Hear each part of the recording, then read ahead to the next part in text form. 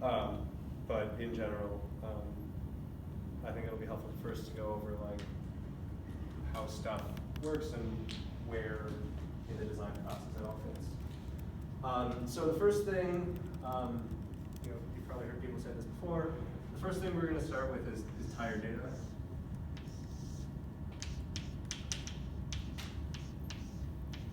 I'm going to ask if you're recorded. And so there's a couple things that are important to choose in the context of when you're analyzing tires for design. The first one is to choose the tires. So you have to look at all the different compounds, and you can't really start looking at how to optimize a given tire until you know what compound you're using, what rim you're using, what pressure you're using, because then that narrows down your search of which curves you're looking at. So the first thing to do is choosing tires. And all of this data analysis is a huge exercise in just mining data. There's the Test Tire Consortium or Tire Test Consortium. They give us 90 odd arrays of 1 by 90,000 values, and they're not like correlated by test. They're just here's all the values for slip angle. And you have to say, okay, so that index for slip angle correlates to this index for camber and tire pressure and all this stuff. And you have to like go through and get them all in nice little arrays that you can actually use. Luckily, this stuff has been done by me and Preston like years ago. So it's mostly for any given test that you want to run, because there's different files for any file that you want to run. It can go through sort everything out and correlate stuff. But it is helpful to know that like all this stuff comes in just there's no divisions. So if you need to go through and edit it for some reason or add some new stuff, it might be you're gonna have to go through and learn what that file looks like. It's not easy to parse. Also, did they not test Future anymore? So they tend to do kind of a rotation. It had been a couple years since they tested anything new and put it on the Tire Test Consortium. And they did it. Avon tires. They did Avon tires this year, and I wanted to switch with them, but it's just they're hard to get, and they actually didn't give us much. So things you want to look for here is it's really all about maximizing your coefficient of friction, and this is for a given rim width. It's for a given pressure, for a given load on the tire, for a given inclination angle. And mostly for this here, this is mostly in the 150 to 250 pound range.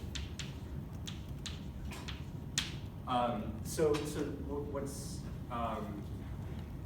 what we do and what we've done in the past, there are different ways to choose tires, and you might have more insight into it after your Goodyear this year. But what we've done in the past is that we basically go through and sort by each of these individual settings. So you say, we've got 6-inch rims and 7-inch rims. You have 9 psi, 8 psi, and 10 psi, or something like that. You've got 50, 150, 200, 250 pounds, and then you've got a whole bunch of inclination angles.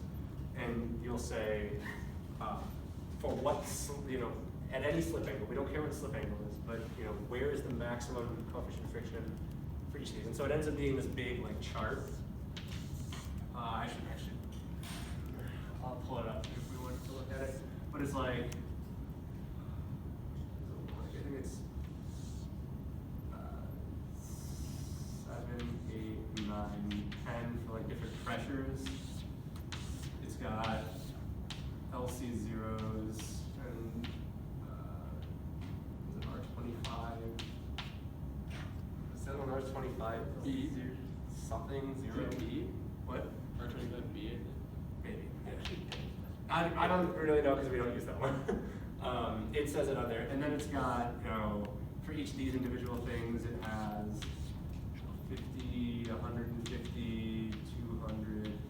So it basically just like breaks down, like, so there's one cell for every combination of these parameters, and then what's listed in that cell is the maximum coefficient of friction that is developed for any slip angle on that operating range.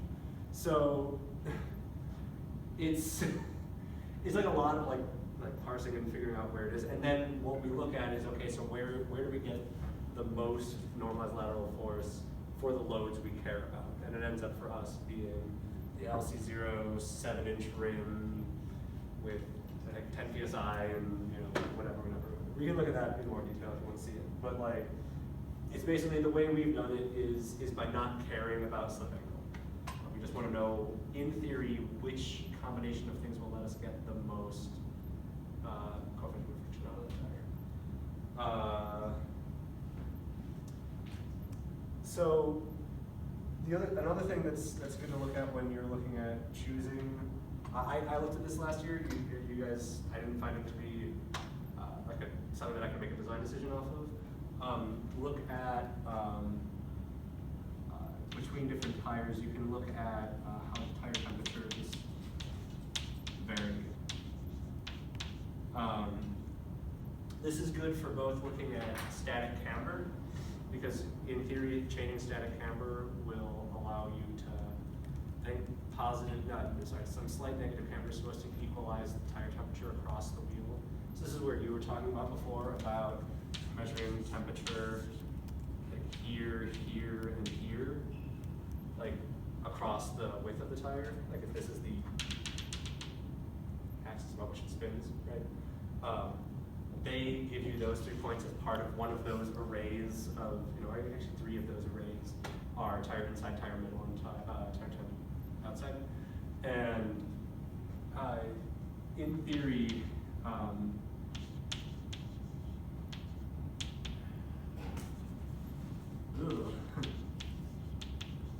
changing inclination angle can lead to equalized temperatures. And that'll be different.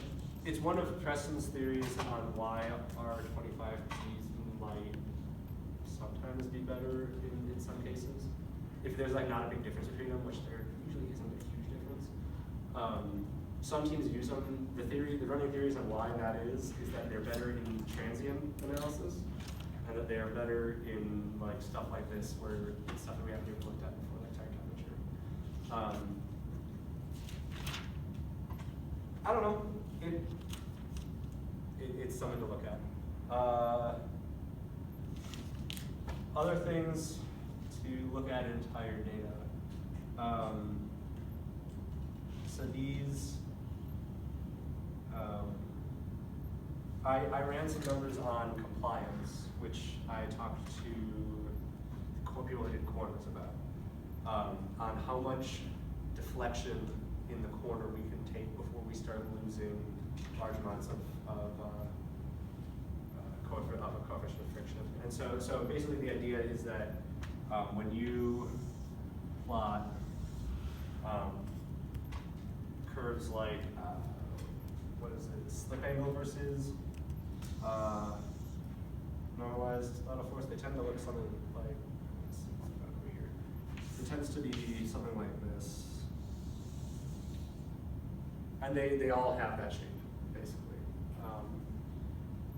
And whenever you non-dimensionalize tire data, it basically looks like this. And so it's like basically looking at, okay, so we're looking at where our maximum is. This is slip angle. So like that value is going to be the number we put in here. It's going to be this like maximum value here. And the question is, all right, for slip angle, like where is the point at which we would lose, like this is 0.95 max. Like how much do you have to deviate from that maximum value before the value that you get is 95%, or 99%, or whatever you want to target you want to set. But so this is where I got like, I think this was like 3 degrees or something like that. And so basically, I mean, which is huge. But it's a good way to quantify stiffness targets as opposed to just pulling them out of your ass. To say, hey, we can account for 3% or 3 degrees of compliance in the total through the wheel center, the hub, the upright, the suspension linkages, the slop and the steering, before we start losing significant amounts of normalized lateral force. And it's the shape of the curve as you start like saying, oh well, I'll go slightly past 3 or slightly past 4, it starts dropping far steeper. So the choice of what the threshold is, there's not really I never found a good way to do it. It's just look at what seems reasonable. Clearly 95% of our maximum force is like fine. Like if we can do that with 3 degrees, like there's no problems. But something to look at, and then the same thing. I think this curve looks slightly different, but I did the same thing. I think it's like that or something like that. I don't think there's like a negative half of this chart because nobody runs positive camber. But for inclination angle versus view also, and I also looked at what the maximum was, what the cutoff was, because this gives you a compliance in the opposite direction, about at the center line of the car, basically. How much can you deviate in that dimension of the upright and the hub and the wheel center and all that. So that's basically what I did. There's a bunch of stuff that Preston and I talked about that we could do in the future. It's a lot of stuff that's more about having a more full description instead of just having slip angle versus mu and inclination angle versus mu. It's what happens if you have inclination and slip angle and you plot a surface. Because in theory you have one of these curves for every inclination angle and you have one of these curves for every slip angle, and that means you should be able to like slice them together into a surface instead, and then you can get an equation for that surface by curve fitting it. Then you can know for every combination of how you're steering and how you're in jounce and rebound, like what force you're going to get out of your tires, and then you can kind of design your camber change in steering as well as just your camber change in jounce. Like it opens up a wide range of possibilities for more design parameters that you can look at. Other things, making an actual bicycle model, like the one that we talked about the first lecture, with 2 degrees of freedom. You can actually have that model and you can look at your cornering stiffnesses as a parameter, and you can change what tires you use, and you can look at how that affects how that handles, and then you can use that as a design decision.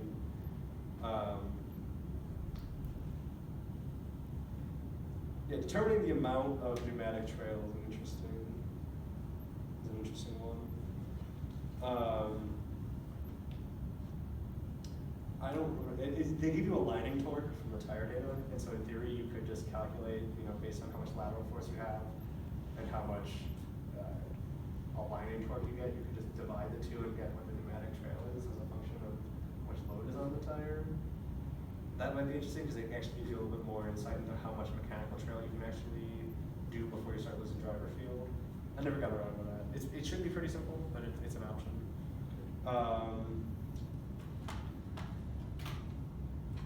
Cool.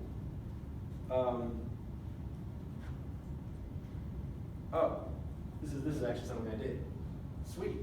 So if you look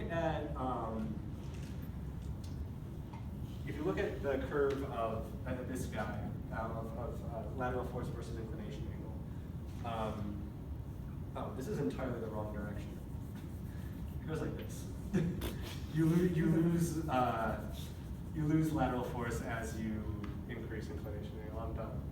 In general, there's a possibility that you get slightly more inclination angle at slightly negative cambers. I didn't find that to be the case for our load regimes, but in theory, it's important to look at your data and actually know what camber you get your maximum load at. Like, for example, if you're changing tires, it would be important to look at this and make sure that we're still getting close to 0 or -1 or something like that.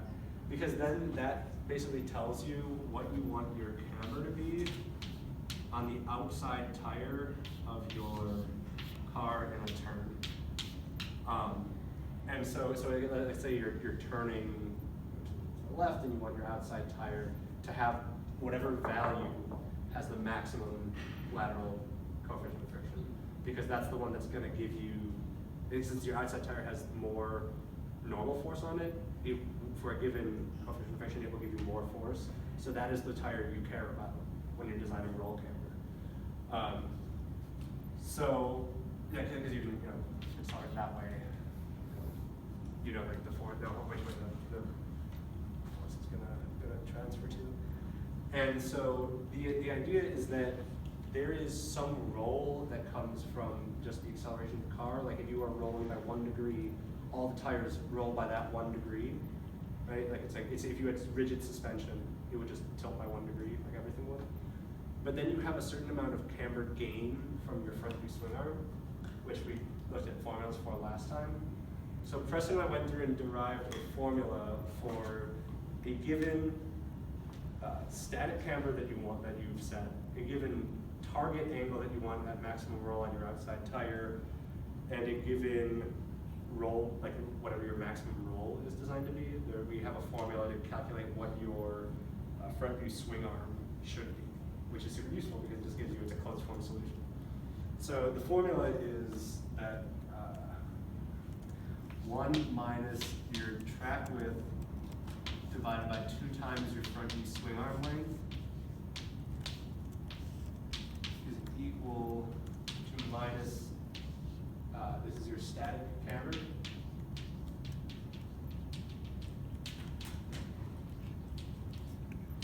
plus theta target, which is your inclination angle at max roll. So you'll see this pop up in my spreadsheet once or twice. It's just derived from like 2 equations that are in RCBD, but they never combine them explicitly in there. So this was like me and Preston having fun for 15 minutes deriving some shit. It was like old times. And this is, and you can solve this for the front view swimmer, for example, and get just what you should plug into the equation, what into your model, for example.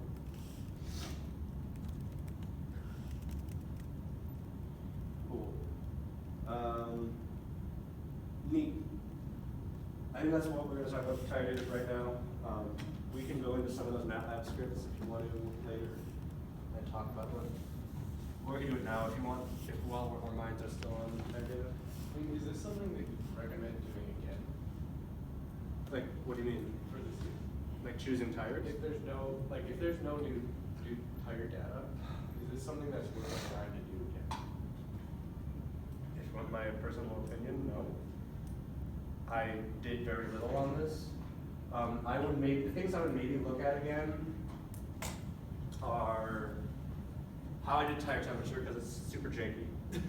I had to do a bunch of averaging that was not, and like had to come up with a metric to evaluate how even 3 points were.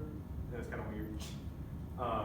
Like if one was at like 20, one's at 50, and one's at 60, is that better or worse than one that's at 10 and 10 and 200?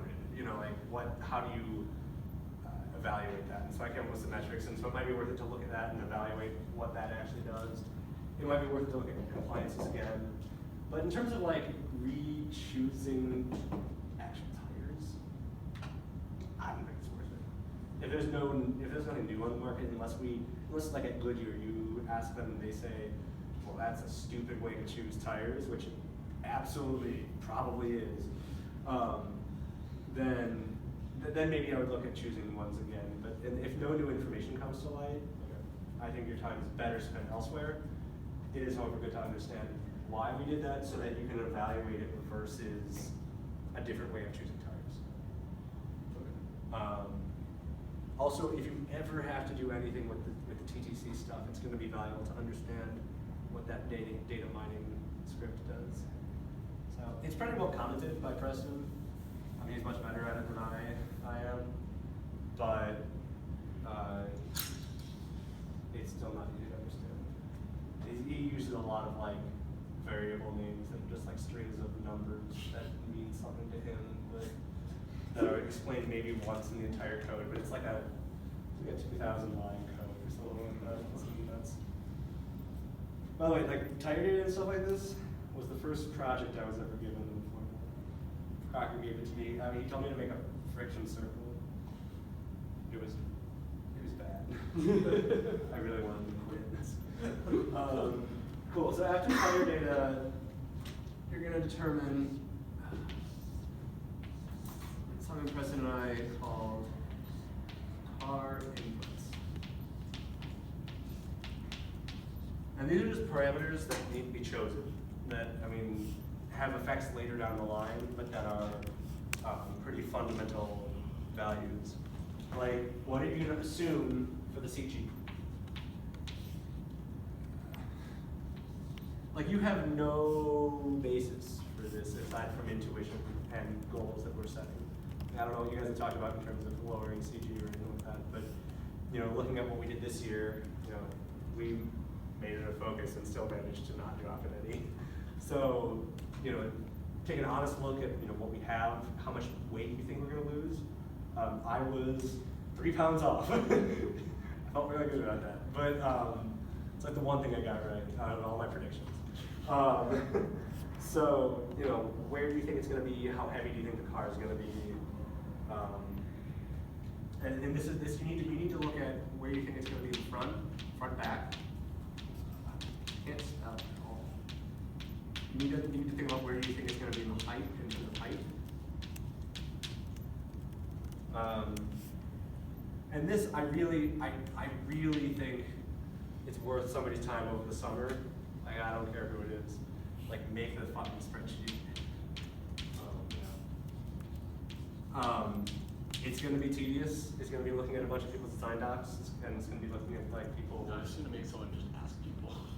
Yeah, no, but like also they need to know where the CG is in the frame of the overall car. Because what I think it should look like, and we talked about it before, is just for every part it's going to be you know X, Y, Z, and weight. So.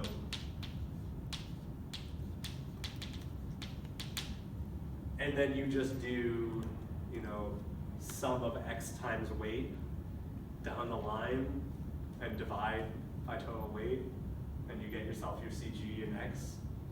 Like, I mean, as long as you have CG values for each of these things in the frame of the overall car, it's super easy to calculate a center of gravity. And then you can say, like, once you have that, and you can just update it from year to year, and you can say, hey, what happens if we lower the engine by, an inch? How much is that actually going to affect things? What happens if engine drops everything by an inch, but also loses, 5 pounds everywhere? Like, these are just things that we've been pulling out of our asses. Like, oh, maybe we can, drop the aero a little bit, and we're not going to use plywood. So maybe that'll lose us some weight in the top, which will make the CG go down, but then we don't have to steel rod in the front anymore. So it's just, it's going to take a lot of the guesswork on this. But for this year at least, because I don't think you'll have access to that when you start designing stuff, use your best judgment. Where you want front rear to be, but also what you think is feasible for us, because we tend to be front heavy. If we move the wheelbase forward, that's a different discussion. Maybe just play around with like the model from this year and see, oh, maybe we, if we move the wheelbase forward, and this is where our CG was, this is what that'll do to our, those are just things you can do in a simple Excel document or something like that. So then you have wheelbase. I don't really see a reason to change this. It's 60 inches right now. Technically it affects how the turning radius of the car. It affects longitudinal weight transfer. The longer it is, the less longitudinal weight transfer you have. And the longer it is, the larger turning radius you have. it takes more steering wheel angle to turn a larger wheelbase car. Think about like a, you know, 18-wheeler or something like that, you know, it takes fucking blocks to turn around. So take a look at it, it's 6 inches right now. I maybe talk to Jason, he seems to be opinionated on these kind of things. But that's also just adjacent. Right, but I mean, I don't think, I mean, you could run with a, you know, a 58-inch wheelbase if it makes him happy. Like, I don't know, like, 2 inches is gonna do relatively well. And then the last one, which is really the one where you're gonna make him happy, is choose a bigger track. So last year, Preston and I went through and we looked at all the teams from Michigan. And about like, I think the smallest we found was, because everything's in millimeters, it was like this-ish, 1150, which is approximately 45, 46 inches. And this was on some like obscure team, like not high placing. So how are we gonna go about picking what we should go down to? That's tricky. It used to be 48, was where it was 2 years ago. And people who weren't Harish thought it should be further out from that. So I would say, I mean, because you can have it as a parameter in your Excel document, or you can have it as a parameter in my Excel document, because I honestly think you should just use as much of those as you can. And you can look at what the effect has on your weight transfer, for example. You know, you can say, hey, if we have a 50-inch track width, we have a 52-inch track width, what does that do to my weight transfer? So the things that you have to worry about here are what are the tightest corners that you need to fit around. Because I think, I don't remember how track width affects turning radius, but I know Track that width causes your A-arms to become wider. True, yes. So therefore you're gonna have a lessened turning radius. Hi. Hi. I'm sorry to interrupt. Does anybody have any idea where the DTC presentation is going Maybe down Either there or. Might be in the farthest side, Yeah. or in the DTC rooms. Did you look in there yet or no? be? I can't see. Oh, there's like a glass room across the way there. So, They might be right there. below, do I go down or just Oh, across? so actually, I would check the that's front. 10-308. That's not it. That's not it? No, that's Maybe is there an 10-308. administrator who would know? Is it Maybe. that way, right? Well, no, I think it's down. Down one? Okay. And then like underneath that room. All right, thanks you guys. Sorry to interrupt. Yeah, that's fine. Sorry. You don't kick us out. Yeah. I thought downstairs was here. I thought it was too, but they could very well be No, I DTC. know. I didn't look That's at it. Gashwell, that's Design Through It. Because I know Design Through It has a presentation. So I think the DC room is just in the DC room now. She wasn't believing us. Yeah, she went back towards the Farley Center, I saw. So longer A-arms, or is it gonna change moves your A-arms? to have a wider angle, so that you can't turn your wheels as far. That isn't necessarily true. You can make the angle between your A-arms narrower. Well, that's what it is. Yeah, so if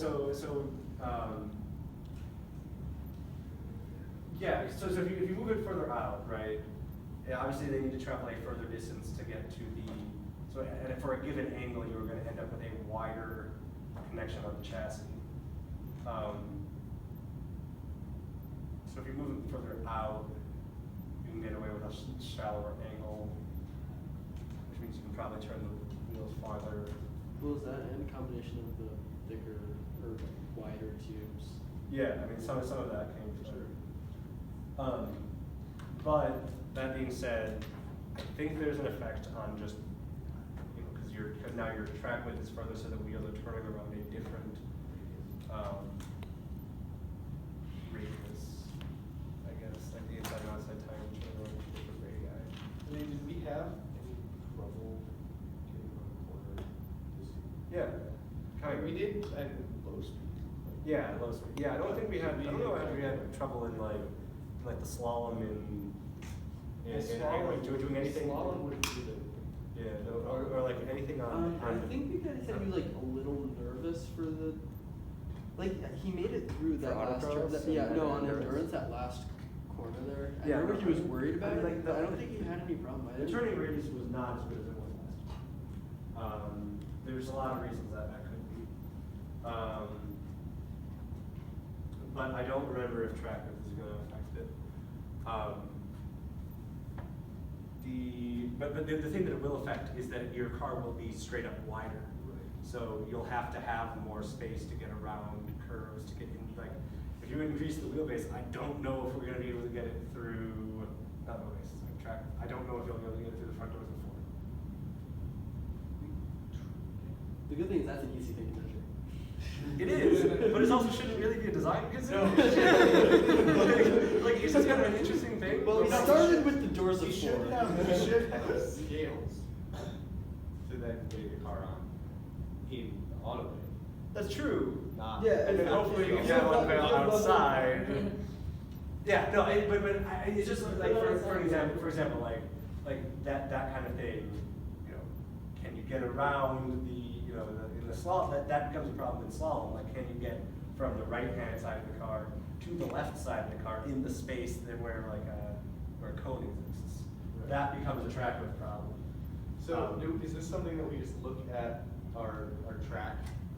Look at your track. Look at find what a tight quarter is. That's on our track, and basically just make it so that our car can turn some realm lower than that. Just we pick Sure. like what degree. Yeah, I mean, so the other people who have like stock in what you're doing here are Frame and Arrow. Frame, obviously, because they need to know how wide the car is going to be, and specifically that was a problem when we were moving it in. They won't care so much if we're moving it Yeah, out. it doesn't make a huge difference. But they might care to say, in the rear, like how much space. Maybe they want to, for packaging reasons, have a slightly wider rear. They'll want to know. They just communicate with them. And the reason Arrow might actually be a design driver here in some regards, because their width is limited by our track. And isn't making it wider better for them? Yes, it is. Yeah, So again, these were mostly things for last time. But also, if you think you have told Jose how wide the track width is, tell him again. And then go measure. Yeah, and then in the design review for the Arrow, ask him, is this narrower than the track width? Because I cannot tell you how many times I told him over the summer. Like, just make sure he knows. Like, I'm not trying to throw shade. I just want to make sure we don't have to do some crazy shit. Because we can cut our rate this year, we can't extrude them. Well, yeah, I mean, it's not. We won't be breaking the rules. We'll just be leaving downforce on the track if we don't. It's like, and I feel like somehow he'll still make it wider than the track. Because I don't know. Okay. So basically, just kind of start from what we would call good teams use. Yeah, I would analyze from there. Yeah, I would go and definitely take a look through that catalog of all teams and just kind of see like. Yeah, I'd say Northwestern. Okay, I have like a sack of more. So. And I wouldn't necessarily go. Right now, my ring was put one on the shelf. I think you can also find them. You can find them on the Michigan website. Okay. I think they have just as a PDF. Sometimes I've had a hard time finding looking back, but Okay. I've only had them when I've downloaded them for a past comp. I mean, even if it's for 2 years ago, that still works. Like I have Lincoln's from last year for sure, and I have the physical of Michigan. I know mine too. Well, Okay. either way. Yeah. If Find anyone else wants it, I have it. I wouldn't necessarily look at good teams. I would look at teams that are similar to our car. Sure. So Similar wheelbase. Similar wheelbase, similar Tire size. similar weight, similar stuff like that. I would But the teams that we could consider doing things from. right. Yes. Don't just pull off random. Just and get a big sample size. Get Rutgers might be a good one to look at. They seem pretty confident, but they also seem like they're pretty close in the performance to our car. Yes, they are. Their oil system failed too. Oh, they're very close in performance to our Yeah. car. Cool. Other things to do that I didn't do in terms of car inputs. If you can, when you're doing the same way that you set a bound on like what the compliance is for the inclination angle and the slip angle, if you can play around with your CG,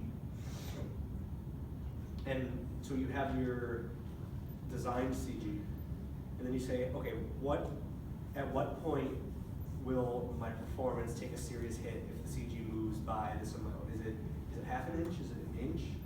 Is it 5 inches? Like, what is the sensitivity of your weight transfer stuff to the CG location? Because then, especially if we have the spreadsheet and we start designing stuff and we say, man, we're gonna miss this target by an inch. You can say, oh, that's fine, or you can say, we need to redesign this part so that we can hit our target, because that will seriously impact the suspension.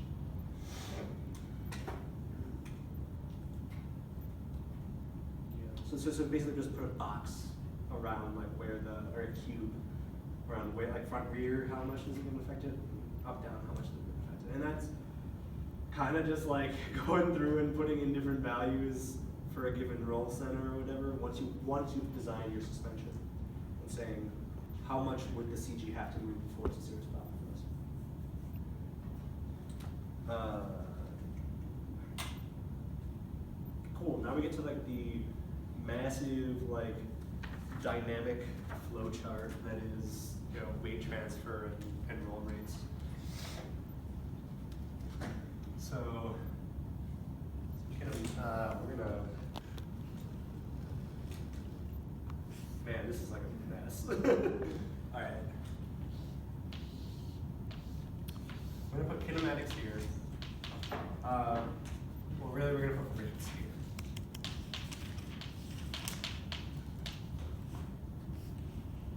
And we're gonna put weight transfer here.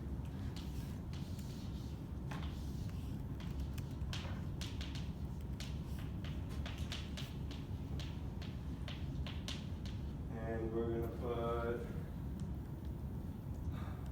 arrow here.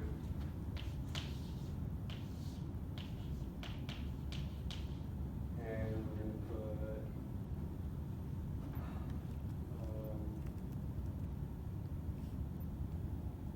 suspension parameters.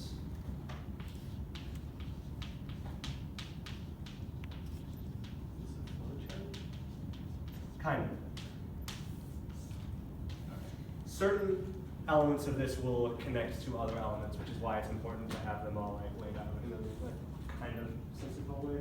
You can see like how I did it on like when I took notes. I had all these little arrows going down, like right here. So I had these little. There was like a bullet point kind of thing. But then I was able to say like, this is like the 4 things that get iterated, and these are where the inputs come in, and this from different like other sections. So we'll start with rates, because basically this one, at least your initial iterate, is going to come from that linear, that like line thing where you have like this x over the square root of the square root of x over 188 or something like that, 188 over the square root, the static deflection versus ride frequency graph in RCVD. It's on page 580. Close. Yeah. 5 is like a 1, right? So you can get your ride frequency.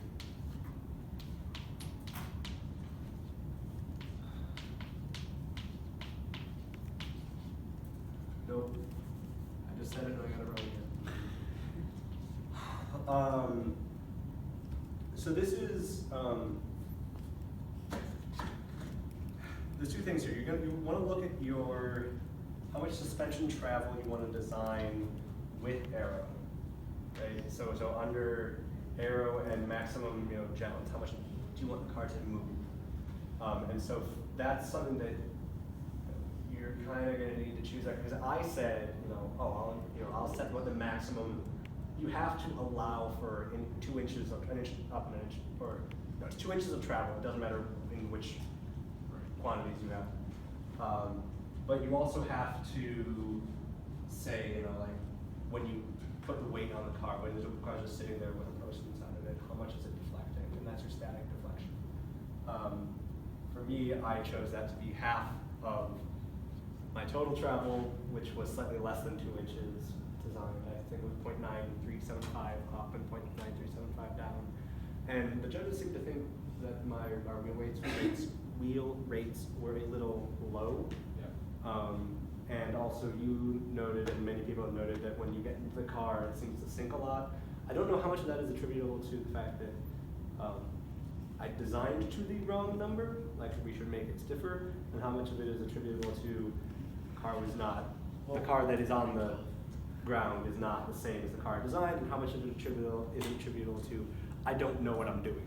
So, maybe I chose the right number and it's built the way I designed it, but the way I designed it doesn't match up with the number I Well, chose. talking with one team, they said that they design so they have geometrically can move 2 inches.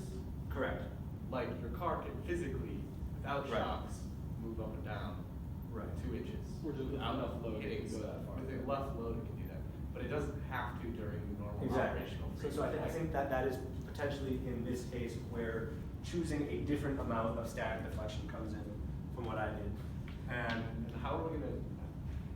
I how don't is know. that I gonna- don't know. I play around with it, I guess. I honestly, Cause like. I have no good information for you on that, because that's not something I did. Okay, because even if you like look at what our car's doing, just like visual, not my inspection, the like car moves a lot during cornering, Yeah. and a lot during accelerating. Like we're going from like being our 2 inches above the ground for our wing to our wing just in a skid pad, not even like a full corner, just like a little slalom, just hitting the wing every time. Yeah. Cause like when like I don't know if you were watching like JD drive, but like I actually try not to watch. yeah, but like JD was Did I look like that? No, he almost hit a column. Yes. Oh shit. Yeah. But like He was going pretty slowly when I left. Oh, but then we convinced him to go faster. But even with like someone that's not like pushing the car to the fullest extent, the car was like bottoming on the wing every time you do a So there's 2 things. One is static deflection. So you can lower that, and basically it'll just make your entire suspension stiffer. And the other thing that you can do is you can try to design just by preloading differently or by setting a different static length of your shock. So when you design your actual suspension, like I designed mine to 6.85 because that's the midpoint of the compression of the shock. You could design, in theory, a suspension that had the shock start longer. And so you have more of the travel exists down, or more of it exists up. And so for something with aero, where you want to account for some amount of drop with the loading that comes from aero, you might want to have more play downward than upward. You might want it to be very stiff upward, or actually very stiff downward. So you could play around with like how you preload that. You could just make it very, very stiff with the static deflection, because that'll define how stiff your suspension is. And then you could say, I want there to be like almost no travel up, but have all the travel be down, or all the travel be down, but nothing be up. And so I think the 2 things you have to play with here, specifically this is, the static deflection comes into play with ride frequency and how you can design your roll rates, but also look at, I guess it's more of a, when you get to design, you'll want to look at where you put your midpoint of your shock, or where you put your static loading, like geometric point.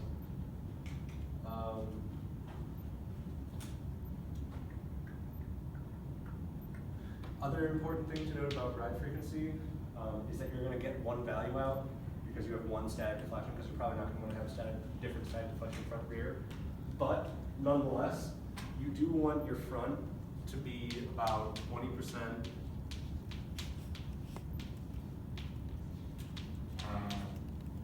less stiff.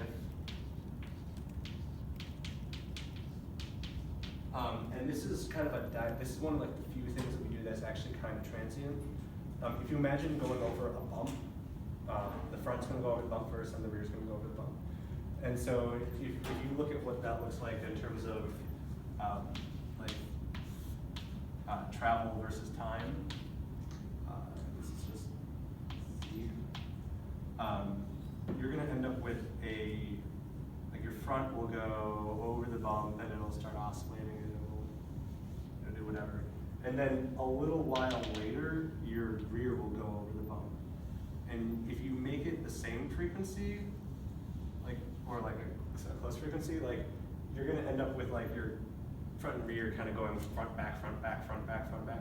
So what you wanna do is you want to make the rear stiffer so that it oscillates more quickly and it catches up to the front. So you end up with it kind of damping out, or at least it goes into just a kind of jounce thing instead of rocking back and forth. This is one of those things that it does have a good basis, and you can find papers on it, and you can find people who talk about why this is a good idea. But an exact number is, it says usually 20% or thereabouts. So that's what I did. I don't think we've had any problems front rear with doing that. I don't think this has caused many issues. I would recommend doing it again. Not that we go with that many bumps. We could.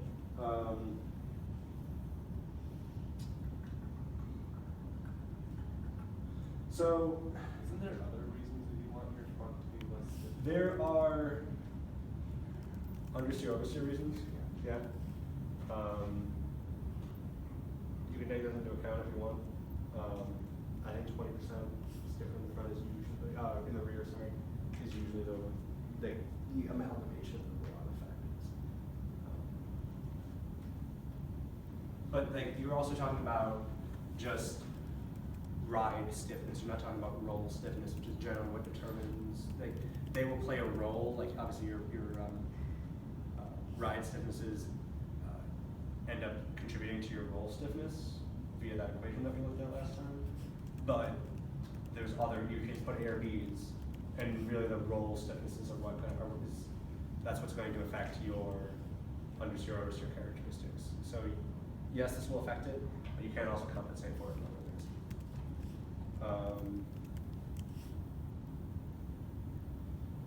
So at this point, there's kind of crossover with suspension parameters at some point, because you're also going to want to find your actual spring rates from here. So when you look at ride rates, this is your wheel center rate plus your tire rate, right? Is your ride rate. And there are springs in series. But the thing that you have to design with is your spring itself. So you're going to want to know how you find what spring we're using this year or whatever so you can buy it. And so that requires you to look from your ride rates. You need to know your tire rate. You can generally just find from the tire manufacturer. You need to know your installation ratio. I'll call it motion ratio, but that's not kind of.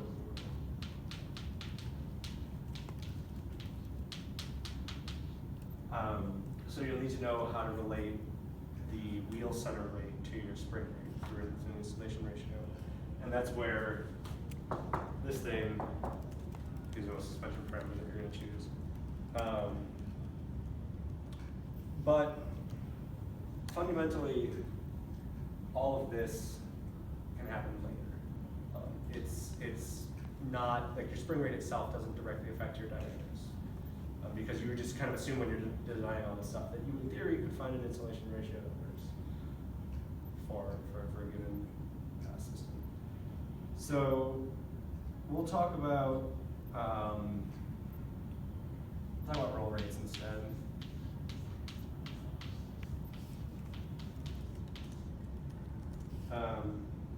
So this is going to be a portion from your ride rate, and the leftover stuff is going to be from your ARB. And so basically you'll calculate, you're going to want to find roll rates and roll stiffnesses and stuff like that that make your weight transfer good while maintaining like operable ARB stiffnesses. So you'll choose a maximum roll that you want to hit, and then for a given acceleration, you'll have a given roll gradient, and then you'll have ARBs. You'll have your ride rate from your roll rate from your ride rate, and then you'll have an amount left over that you need for your ARB. And basically, the design thing that you need to look at is that something that we could theoretically achieve with the ARB?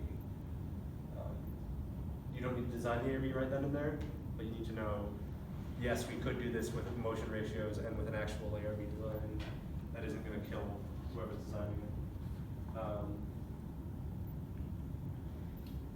Like we can probably run stiffer. We can get more out of our ARB because we had to run really thin aluminum ARBs.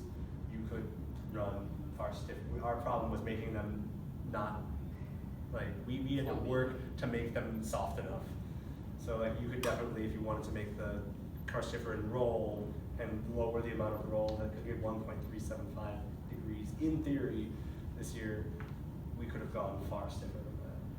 If you want to go to like 1 degree, 0.9 degrees, I don't know, we could probably still make it work with the ARB. How do you pick your roll? Don't hit your wings. Calculate how wide your wing's going to be. Calculate how much deflection that would hit the ground, how far off the ground it's going to be. Off the arrow about that. Other than that, I mean, another arrow consideration is well, how much does the angle affect their angle of attack? How much does it affect their how much downforce they're getting? But I don't think they're at the point where they will care about a degree of offset there. But in theory, it does affect it. If they were ever going to do an under tray or ground effect stuff, you would need to look into roll. You need to limit it to 0, basically, because you can't. It's so close to the ground that if you roll at all, it'll smash to the ground.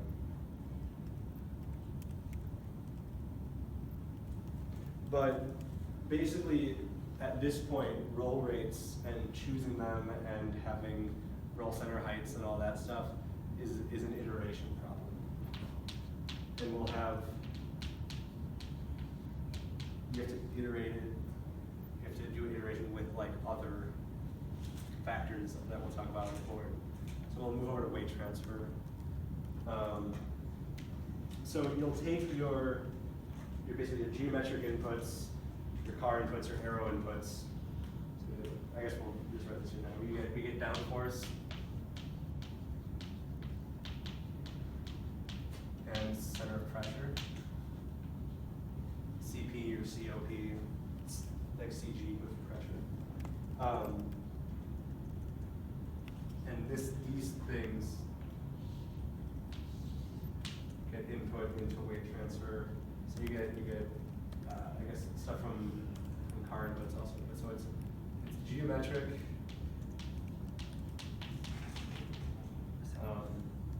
and aero inputs. And from these,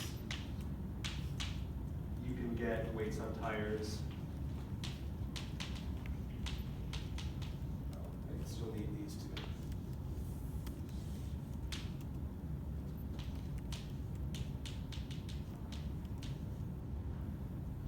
And then from here, you'll have, instead of relying on static deflection for your ride rate, you can divide the amount of weight change that you have by the amount of travel that you want to, the total travel that you want to have.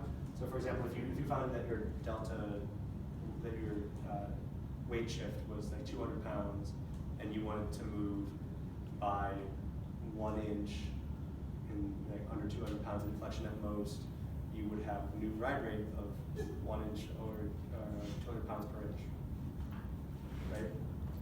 If you instead discovered that you had 250 pounds on the outside tire, you would then have your ride rate in the front would be 250 pounds per inch. And so the difference here is that this is going to be at 0 miles an hour, you're not deflected at all. And then for weight transfer, at least what I did is I calculated them at 30 miles an hour and 60 miles an hour.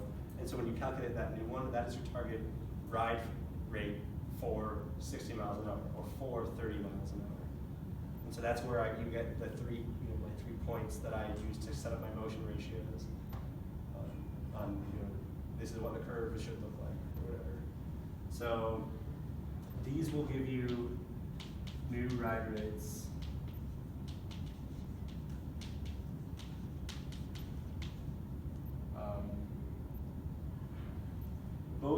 You'll have to iterate through each of the 60 mile an hour and 30 mile an hour cases for a reason I'll get to in a second. But basically, this won't really replace this exactly, but you'll have to go through and calculate your roll rates for these new ride rates at 30 miles an hour, 60 miles an hour. So in a way, this goes back over here, right? And then you get, so you can calculate from your new wheel rates, right? You can get an amount of total normalized, up to total lateral force that you are achieving. So you can take this and you can calculate F flat total, because you have the weights on each tire. From tire data, you have functions of how much normalized lateral force you get versus weight on the tire. So you can calculate, just by mu times the normal force, you can get your lateral force from friction. And so here you can calculate not only this, but because you know the weight of the car, you can get a new maximum acceleration. So basically, you need an acceleration input here. You need to say, hey, we're going to accelerate at 2.5 Gs. But then you're going to go through and calculate, and you're going to say, well, really, based on our tires, we can only go at 2.2 Gs. But then you're going to plug 2.2 Gs back into the top and say, well, what's our weight transfer going to be? And then it'll say, oh, you can actually accelerate at 2.3 Gs. And then you'll plug it back into the top, and you'll just keep going, and it'll eventually converge. And then that's what your actual maximum acceleration for the given parameters that you have chosen are. So even within here,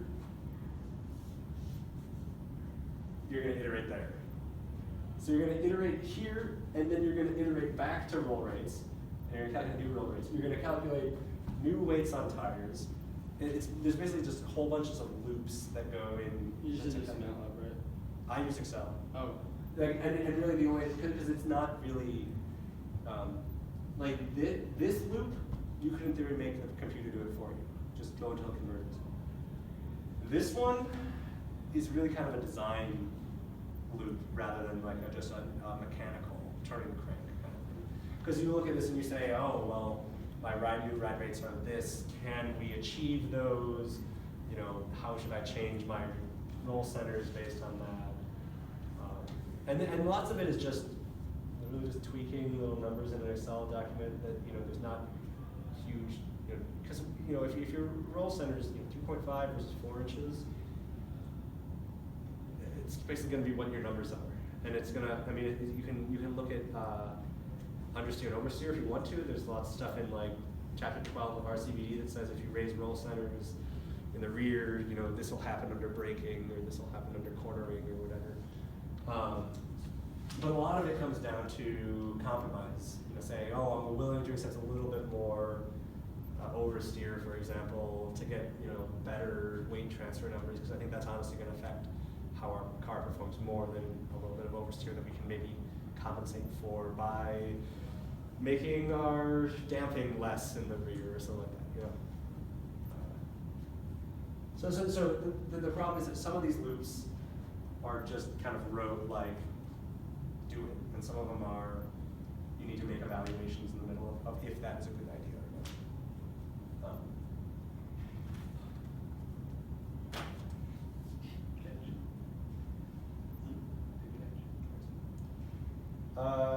Cool. So suspension parameters, speaking of front and rear roll center heights, you are going to need to choose them at some point. So here again, like a good idea is to start with this year's numbers, or I guess I'll say last year's numbers,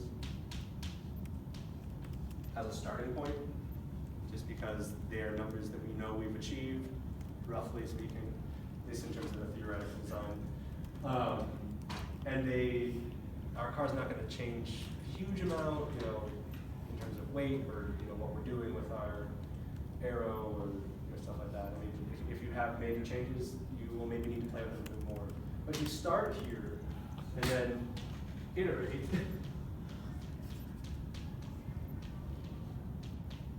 This one, like, goes again back here, because your roll center heights have an impact on how much weight transfer you get.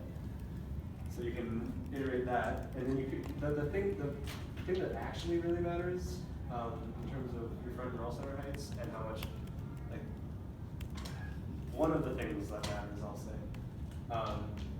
is that parameter h, which is the perpendicular distance between the neutral roll axis and the CG. And there's a way to calculate this. There's a closed form solution for it. If you have your roll heights and your wheelbase and where your CG is. And the last thing to note about these is that rear should be greater than the front. Your rear roll center should be higher than your front roll center. And this is what you were talking about earlier. There's other reasons to have your rear stiffer than the front. This stiffens the rear in roll relative to the front, which compounds with the fact that the rear springs will be stiffer. That's the height above the ground. Hmm? It should be higher above the ground. Yes.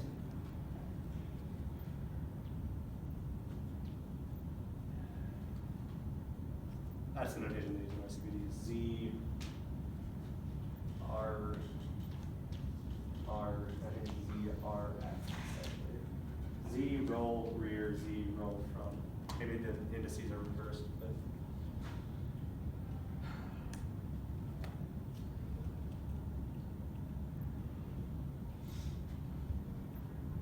all right.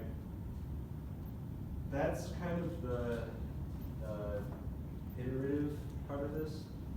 The like web of nasty shit. We're gonna talk some more about some other suspension parameters and how to set them. But that is the nastiest iteration, and where I spent most of my time over the summer was doing that.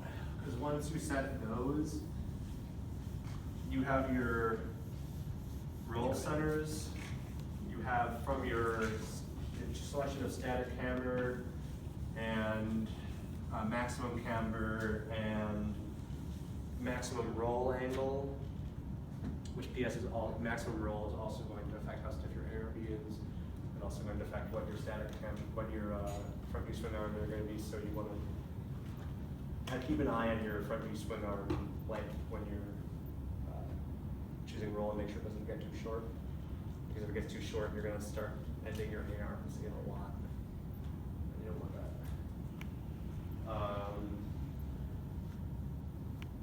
Cool.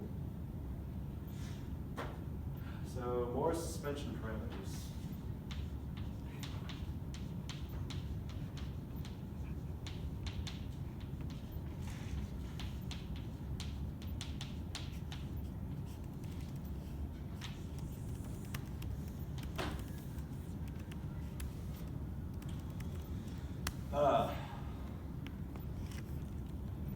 about front view effects.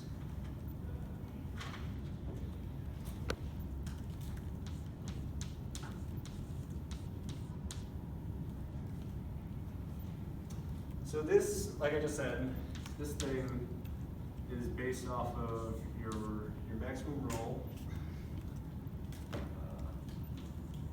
I guess I'll say it this way. This is how we talked about it last time.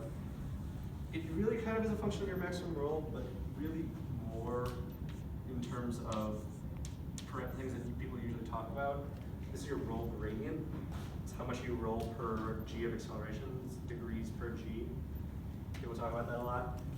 And it's a function of your maximum acceleration. So really the thing that will directly affect it is how much you roll, because by that equation over there, like your, like this, wait, where is it? It doesn't show up in that. If you're gonna,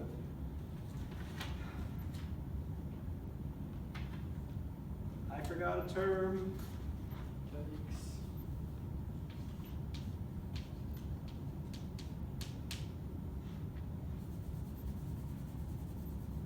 Another important term. So that's where that shows up.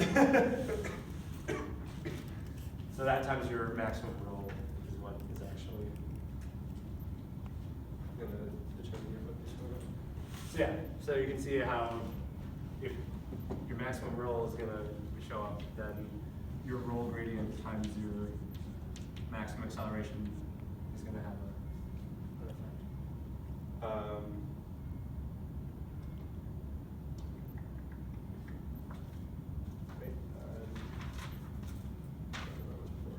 And then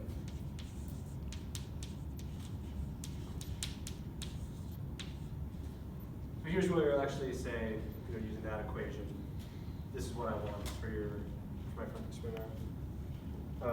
From this, you can calculate where your front view instant center is. Other things that you need to do in the front view, you need to set your kingpin. And this will be by minimizing scrub. Nope, that's an N. That's just a fucking mess. It's not a word.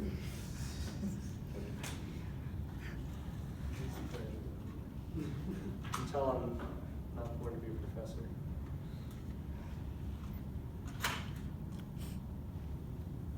I don't know how people like write like nice like cursive like Greek letters on people who like perfect like what is it like perfect C's or whatever all and zeta I don't know. They just practice. Murphy does it all the time, and I'm just like a god amongst men. I can barely tell my views from my V's. From your what? V's. Oh, I mean that's yeah. I make the curve really pronounced in order to do that. That's the only way I can make it work. Okay, so kingpin. Let me try this again.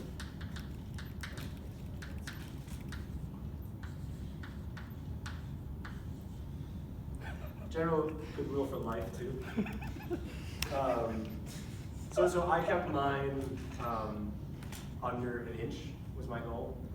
I have no idea if that's. I mean, they didn't like Parisians last year. It was like 2 inches. So what I'm trying to say is that Harish was a bigger scrub than I was. All right. So I mean, other things. You're gonna have packaging considerations. So specifically, how close together do you think that the people who are designing the corners can put their ball joints close together? How narrow can you make that? That's that kind of bearing thing.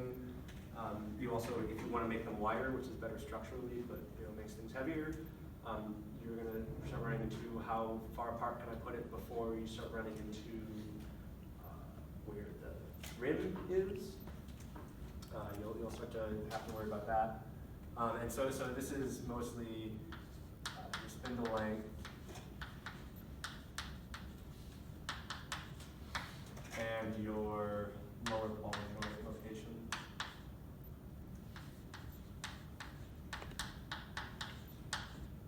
Not the president, the lower ball joint.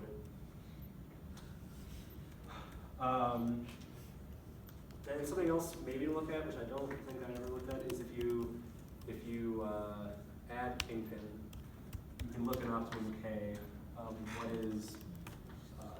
What happens with camber under steering?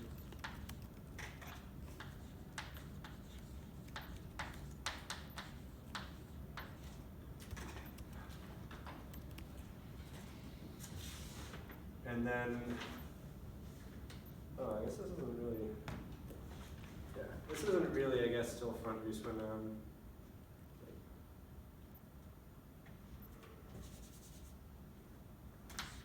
It's its own thing, sorry. And then we'll talk about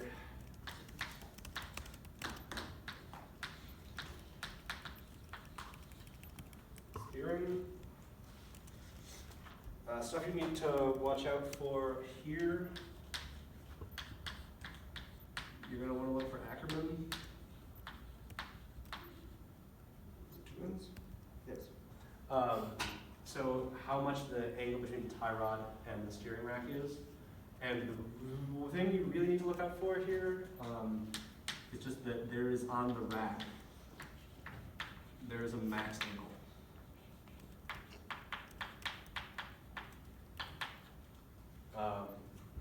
So if you start putting your tie rod and your rack in places that aren't gonna work with that, I think it's like 5 degrees is recommended. So you sit below that, 10 degrees is absolute maximum, don't go over it or it won't work. And so just kind of be aware. How much does Ackerman affect, like, lower steering? Relatively little. So when you say it's- like, look out for it. Don't design something that has 10 degrees of tie rod offset. Also, don't make it positive. That's basically any relative. So positive, yeah, something around 0 or slightly negative is best. Positive Ackerman induces a lot of drag because the slip angle gets reduced and you start dragging around your outside tire, which has a lot of weight on it. Your car's trying to turn more steeply on the inside tire, but since the outside tire is not turning as much, it tries to drag the tire along with it, which makes the car turn in a wider radius than you would otherwise be able to, I think. It's just not good. Other things, in terms of your tie rod, basically, we'll look at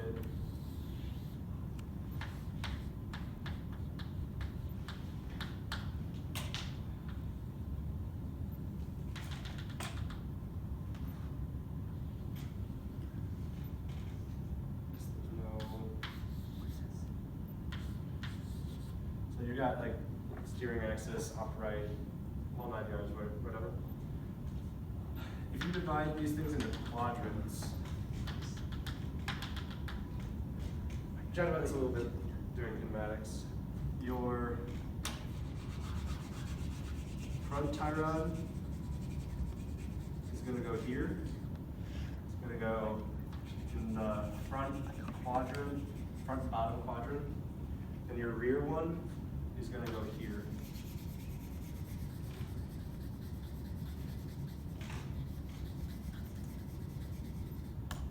Just for compliance reasons, where you have compliance on the tie rod, you want it to be in a certain understeer or oversteer direction. Just makes sure that you get the one that you want. On a car that has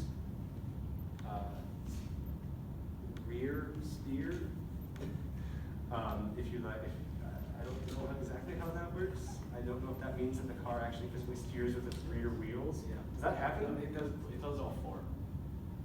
So like new like Audis and Porsches will do that. Okay, that's not what our CVD is talking about at all. Oh, no, I was looking at like forklifts. Maybe. Like just rear steering. Yeah, it says rear steer. I don't know if that means that the steering is in the rear wheels, or if it means that like the tie rod pushes here, so everything is reversed. Right, your rack like goes the opposite direction or whatever. You can buy racks. Yeah, Well, exactly. ours does it. You just flip it around, yeah. So I don't know if that's what that means, because if in that case, I think it goes here and here instead. Well, that's the solar car. Let's not model ourselves after the stolen car, because their steering geometry has like a crazy amount of kingpin, and like their entire wheel will like move like this It's a whenever. great example of what it is. You're confused. If you're confused about what not to do, We were gonna decide, actually Scott, you were here for this meeting, and we decided to build the exact replica of the solar car with the combustion. I think it's actually a great idea. We too could have an 800-pound chassis. We put a V8 in it though, so it's fine.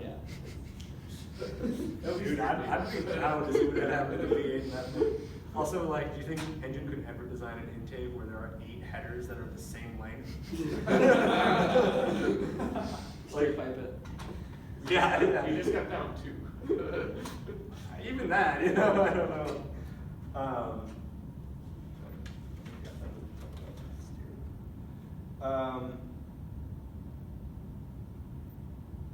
Yeah, I don't know if, I think you guys Russell will be the only one who remembers this. Don't design anything with risers. In terms of putting your rack, make sure your rack is in the same plane as your tie rods. Like don't have to do anything where like you have like a rack JKS, yeah. and then you have like your tie rod coming here, but then your tie rod attachment point on your upright is like here. So you feel compelled to make something that looks like this. You will destroy, you will kill your driver. What if we go with Tennessee Tech? And- Oh, run it down the. Yeah, we go to the side and it's got like the windshield wiper thing. Yeah. You could do that. Ever seen that? Dude, it was nuts. Their rack is, so they have a straight shaft into their rack. Okay. Which then the rack is on the top of their frame. And it goes out to like these posts that Just go straight down. they go straight down, and they're like, it's like a moment arm with like a moment arm on it, or like it's like this. So that you move a post and it moves the rack like down low. So it goes like, I should say, it is okay to have like a slight angle to your tie rod. probably less than whatever the rack tells you. Right. So one of the things is the more you have to do this, which I actually had to do for packaging purposes, like we could do with that, you know, Ellen and Ergo stuff, and where we wanted to put the steering wheel and all that. Some of what I was limited to in that was to say, I have some, you know, I can put the rack a certain amount forward or backwards, but I can also only have certain amount of that 5 degrees of budget is taken up by where I can mount the rack on our floor. You know, if you run it much underneath the car, this is going to start coming into play, because you're suddenly going to have either your upright mounting location is going to have to be lower, which starts to get problematic with clearances, or you're going to have to start having problems with the amount of angle that you have in your AR, in your tie rod. Also, probably can't move your cap thing. There's only a certain amount you can put it within that tire, because like the tire will already come in. Correct.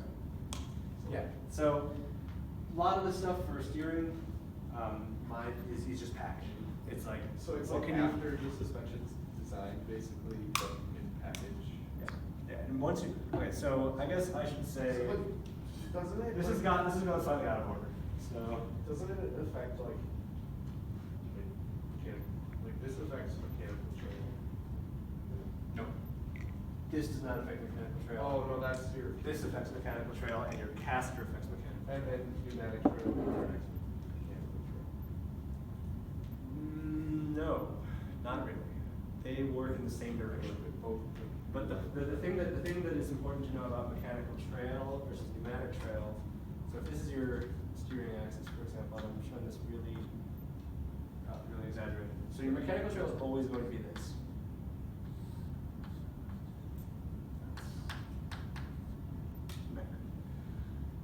So your forces are going to be applied here, Right. assuming that there's no pneumatic trail for a second. They're always going to be applied here. Your steering wheel is always going to be applied here, so there's always going to be this aligning moment behind the wheel. What is important about pneumatic trail is that it actually moves this point where the force is actually applied. It moves this back. So this is your pneumatic trail. So it just makes And that moment arm longer. it makes the moment arm longer, which means there's more aligning moment. But under high cornering and under large accelerations, when the tires start sliding, this thing shrinks and it goes to 0. So the driver can feel that because you can feel the wheel trying to align, and then as it starts to align, try to align less and less and less, you know that you're losing grip. If mechanical trail is like this big, adding this amount of pneumatic trail to it doesn't do anything. So when it changes, you don't feel it. It'll still align. You'll never feel like you're losing grip until the car just spins. So that's why that's why pneumatic trail is important. Do you know how compared this year to last year? Hmm? Do you know like the ratio or just like a? No, that's one of the things is that we have no idea what our pneumatic trail actually is. It's something that you have to calculate from tire data, and we've never done it. It's a pretty, like I said at the beginning, it's a pretty easy calculation. I think it's just you take your aligning torque, which they give you in tables, and then you divide it by your lateral force that they give you, and you can just say, well, this is, yeah, like that proportionality constant is your mechanical trail. Yeah. Pneumatic trail. Because I think they make the tires when they test them. I think they put a steering axis straight through the center.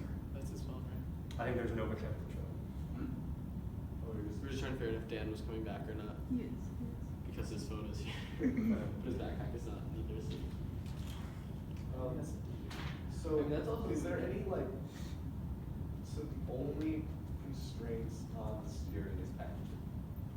And obviously, yeah, on steering rack location because Wait, no. Okay, rack location, kind of. It's geometric packaging, stuff like that. The tie rod location in your, relative to your steering axis, is something you can calculate. Because if you think about, let's look at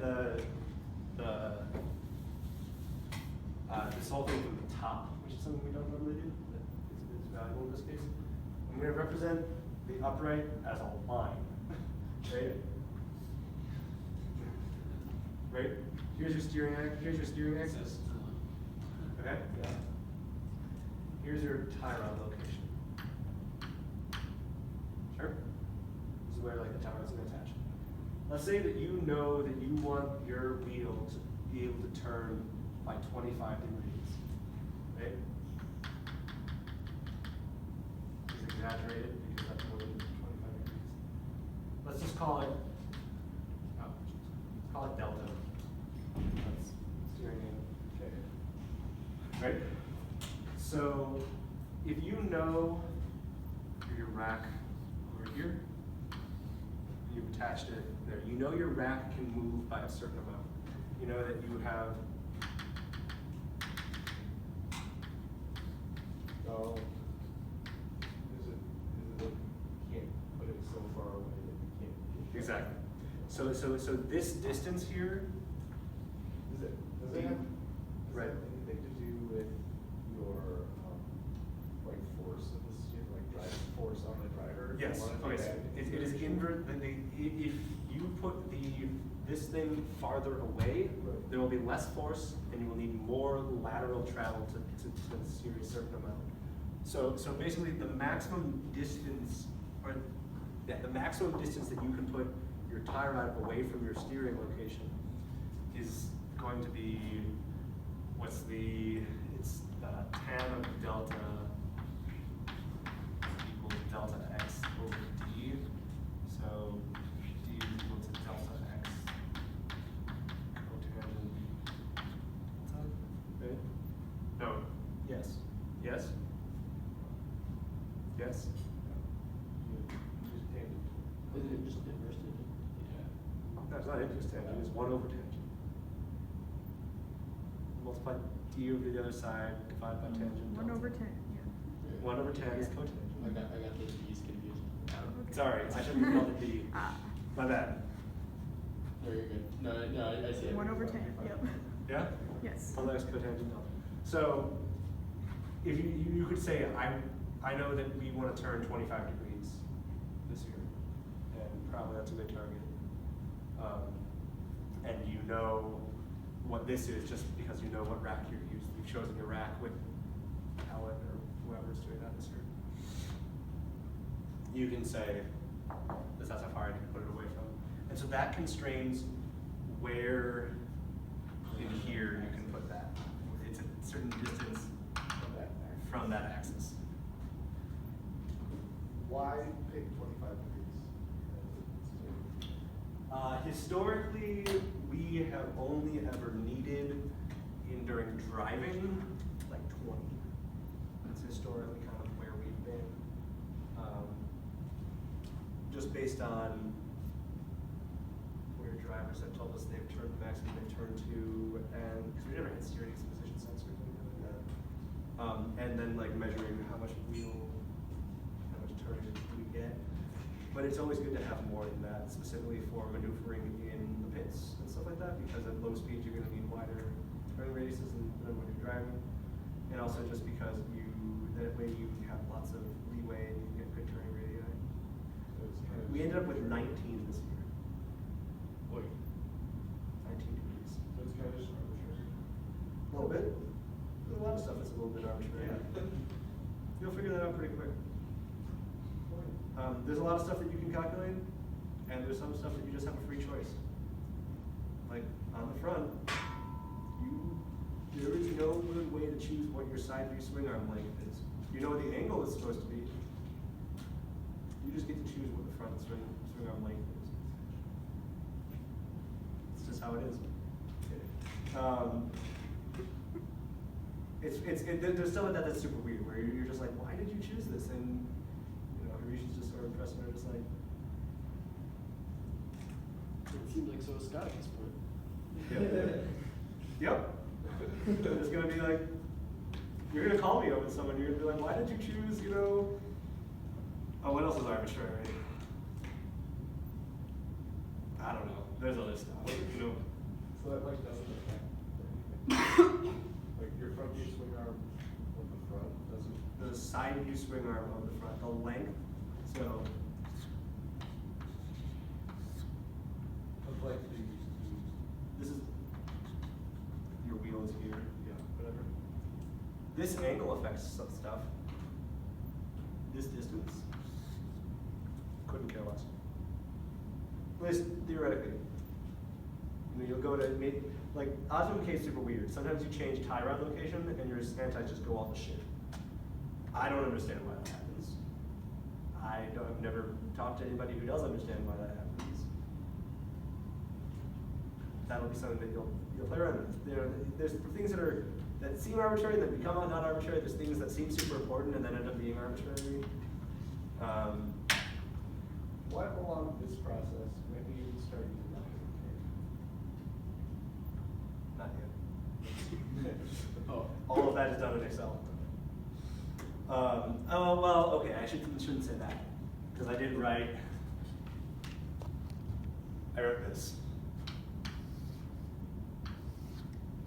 You can't do that without okay. Or in theory. You can in theory do it without okay, but like, I wouldn't. because you can probably calculate about what it's going to be at static, like right now. But you're never going to get what it is under the curves, even if you have like a pretty good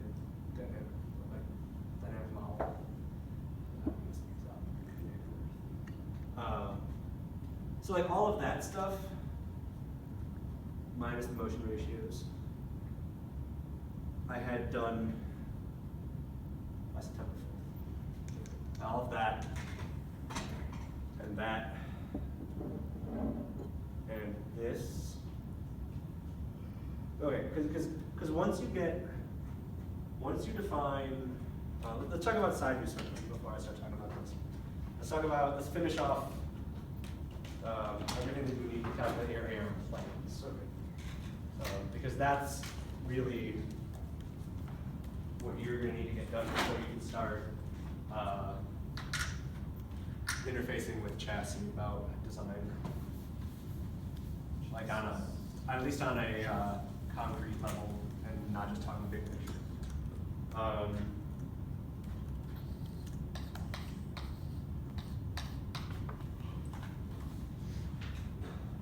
So, yeah, like I said before last time, it's like 0 to approximately 30%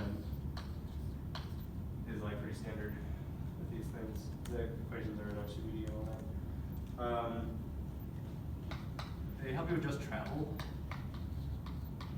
0 to 30%. They're measured in percent. Anti-dive, anti-lift, anti-squat, they're all percent anti-dive. That's just the unit that they are in. Wait, So, so it's this one, or is that not this one? no, oh, fuck. I skipped a step. I skipped writing antis.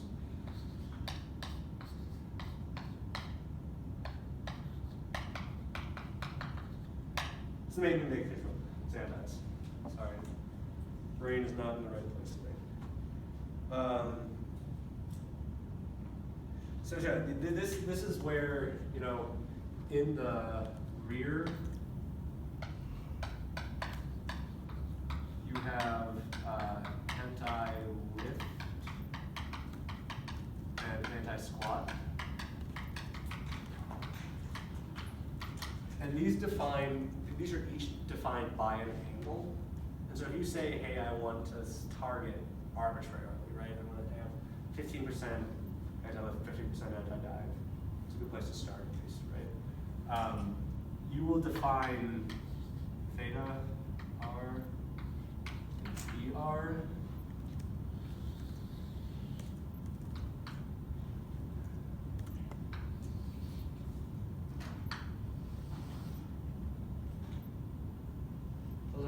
They are roughly parallel.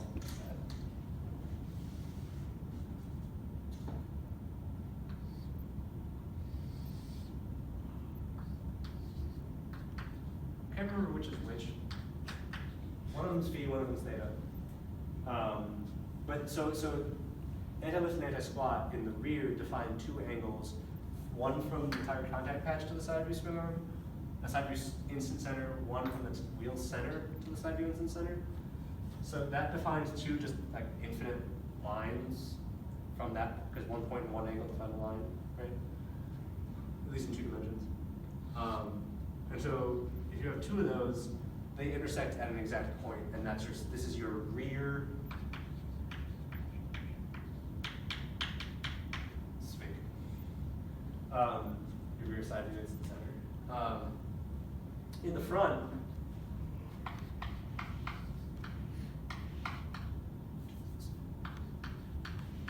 you only have anti-dive. So this only defines, I guess it's not notated there, it only defines theta. So for this one,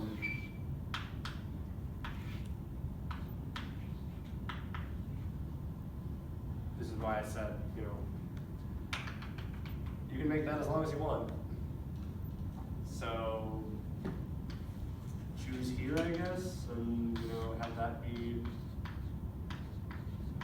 side view swing arm in the front. It's just that angle that matters. With regards to side view instant centers, that's it. There's one other thing that you need to look at in the side view, and that's caster.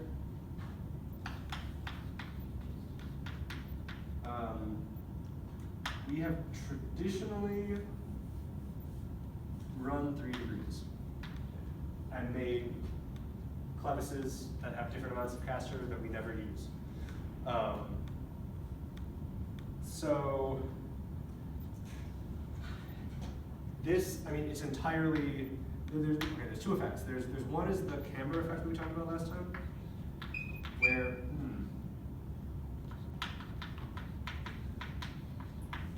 where caster adds negative camber on the outside tire of the turn, which is the good direction. Kingpin has it in the bad direction. So there's that, and there's mechanical turn.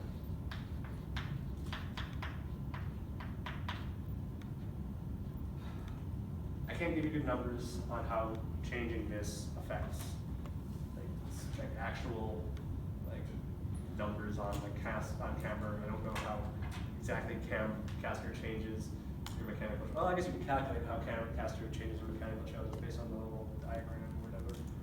But I don't know what our pneumatic trail is. I can't tell you if that's good or bad. I would, unless you want to go through and do analysis and look at, maybe optimum lap, which I think we should invest in at some point, or get a Jahauda pirate. And then you can start playing around with these things and see how they actually affect simulations, because then maybe you can satisfy some judges with simulations. I would just stay here, make the frickin' replacements, or use the same replacements that we have now, and design your, if the upright is such that the clevises are going to remain the same. But since I don't have any more data, I would say stay with 3 degrees. So between the kingpin, the caster, and the lower ball joint locations, and I guess you have to choose your upper ball joint location, because your caster and kingpin and your offsets, so your scrub and your caster offset or whatever the hell it's called, wheel fore aft offset, I don't know. That defines your steering axis. If you define your lower ball joint, your upper ball joint somewhere along that line, then you have your 2 ball joints. If you define your rear, if you define your side unison center and your front unison center, you now have 3 points for each AR. You have your, on your upper side, you have your upper ball joint. You have your instant centers. Man, this is going to be a super inclined AR. So this is upper ball joint. Say this is like your instant axis. It's not inclination angle. And this is your lower ball joint. You can just define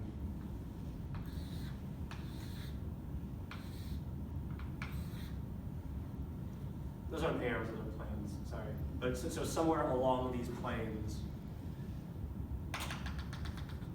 the chassis will come in, and then you'll say, cool, I have arms, you're going to choose your angles. How do you choose your angle? I would go to, this is probably kind of where Optimum K comes in. So in Optimum K, you can go and you should play around with your points. You should make a model with no ARB, no actuation, so no push rods, no pull rods, no rockers, no shocks, just the A-arms. And you should say, go to your SolidWorks model and have your points, play around with where they are. Make sure that you're okay with your side view instant center locations, your front view instant center locations. Make sure that you like how the camber changes as a function of travel. It should, that equation got me super close. It got me at almost 99% of the way there, and then I just tweaked it a little bit. We're under maximum roll, and I was at 0.1, under 0.1 degree of camber. My target was 0. But yeah, I mean, angles and stuff like that, the wider you can stance them, in general, the better the forces on them are. Because they're more distributed between two of them. I mean, like, you're not putting them to buckle in as much, I guess. Or even that worried about them. Like, What? It's not like they can get much thinner. Yeah, no. I don't know, packaging with the wheel, make sure the angles are fine. Make sure they don't hit. I think technically, structurally, it is best to have A-arms that look something like this, if this is the car. And like this is your center plane, or something like that. It's best to have ones that have a straight member in them, one that goes perpendicular to the car. That's, I think technically, but if you want to distribute them more evenly amongst the two A-arms, you make them splayed evenly. That's what they are in front. They're just like the two ball joints that attach to the chassis are the mid plane, the mid like equally spaced from the ball joint on both the rear and the bottom and the top. So you can pick locations based on, do the locations have to be along that? Yeah, There's so a lot. technically, the plane is what is important.